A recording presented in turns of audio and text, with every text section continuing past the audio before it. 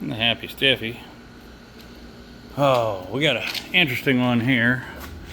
2012 Mazda 6. Aren't bad cars. Came in with a problem. That would not stay on there.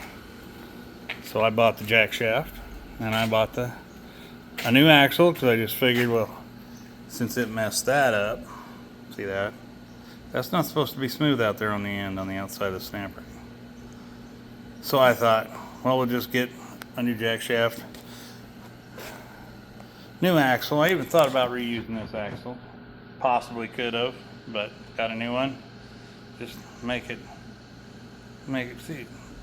see that little cap in there? See that? See that? Well, if you kind of put one of these together normally, and that's it, you get it up on the jack shaft, and you put this up, and you usually use a rubber hammer, and you just tap it in so you don't screw up your rubber here, screw anything in. Just tap it in, and then the little spring gets in there deep enough, and it just locks right in there.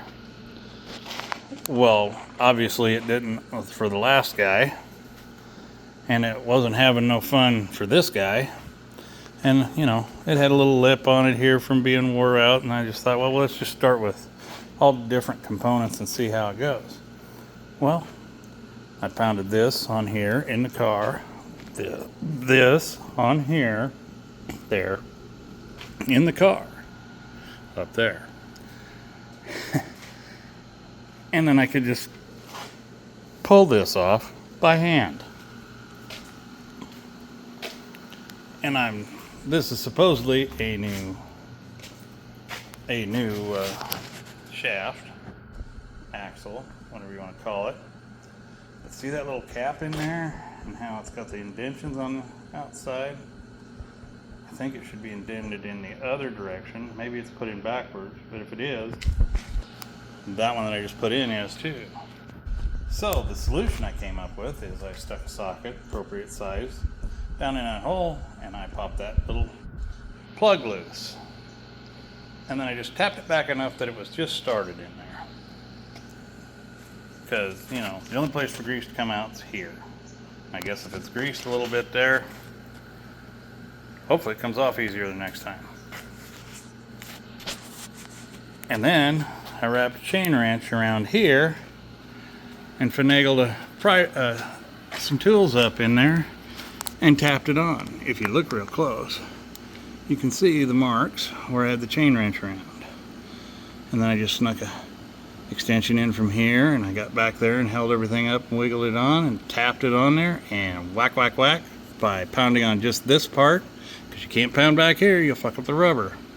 And yes, I used the F word because this is a man's shop. And now I can't push that thing off there. Before, I could just push it off with my hand. I don't know if it's a rebuilder. I have bitched about engineering around here before, but god damn it. I mean, rebuilders, new guys, get your shit together. Try your shit out before you send it out the door. It sure cost us a lot of money, and I'm getting to the point where I'm just going to go rebuilding old stuff, like this, like that. This stuff, if I have to shave something off of it and make clearance, that don't bother me a bit. But these new cars are supposed to be so fine and dandy. Come on, get your shit together. It's getting old.